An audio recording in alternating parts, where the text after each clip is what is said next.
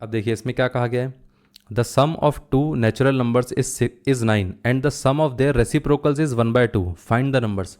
Basically let the natural numbers be x and y. पहले तो हम नेचुरल नंबर मान लेते हैं कि एक्स और वाई है। अब उसने कहा है कि इन दोनों का जो सम है वो कितना दे रखा है, वो है 9, मतलब एक्स प्लस वाई कितना आ गया, 9 आ गया। उसने कहा है कि इन दोनों का जो रेसिप्रोकल्स का जो सम है वो कितना है, वो दे रखा है 1/2। इतना क्लियर है। अब हमें बताना है कि ये दोनों नंबर्स क्या रहेंगे। अब देखिए यहाँ से हम एक काम करते हैं, y की वैल्यू को क्या लिख देंगे, 9 माइनस एक्स। इस वैल्यू को इधर रिप्लेस कर देते हैं, तो ये कितना आ जाएगा, 1/x plus 1/9 minus x is equal to 1/2। इसको फर्दर सॉल्व करके देखते हैं कि कितना आएगा।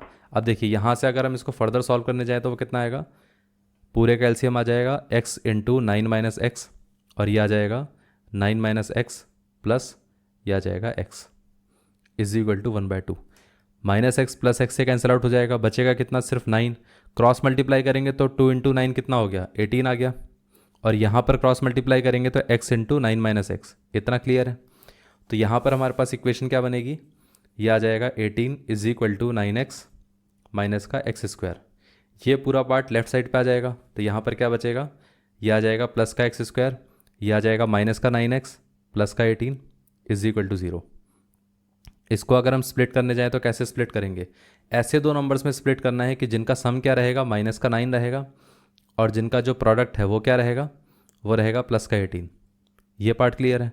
अब अगर हम यहाँ पर स्प्लिट करके देखें तो एक नंबर आएगा 3 और एक नंबर आएगा 6। क्योंकि ये सम माइनस का 9 है तो इसका मतलब ये भी माइनस होना चाहिए, ये भी माइनस होना चाहिए, ताकि इन दोनों का प्रोडक्ट प्लस आ जाएगा और यहाँ पर जो सम रहेगा वो नेगेटिव रहेगा। ये पार्ट क्लियर हो गया। तो इसको हम स्प्लिट करेंगे तो माइनस का 6x और ये माइनस का 3x plus 18 is equal to 0 and this one is x square. अब देखिए यहाँ से यह आ जाएगा x माइनस 6, इसमें से -3 कॉमन लेंगे तो यह आ जाएगा x minus 6 is equal to 0। ये पार्ट क्लियर है। अब इसमें से x माइनस 6 कॉमन आ सकता है, और यहाँ पर क्या आ जाएगा, ये बचेगा x, इधर से बचेगा माइनस का 3 इज इक्वल टू 0। अब अगर हम इसको 0 से इक्वेट करेंगे तो x की वैल्यू 6 आएगी, इसको अगर हम 0 से इक्वेट करेंगे तो x की वैल्यू 3 आएगी। इतना क्लियर है।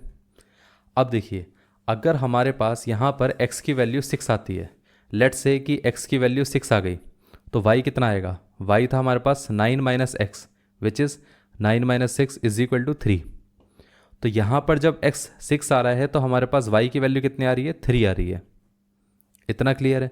इसी तरीके से अगर हमने x 3 लिया होता तो y कितना आता, y आ जाता 9 minus 3 which is equal to 6।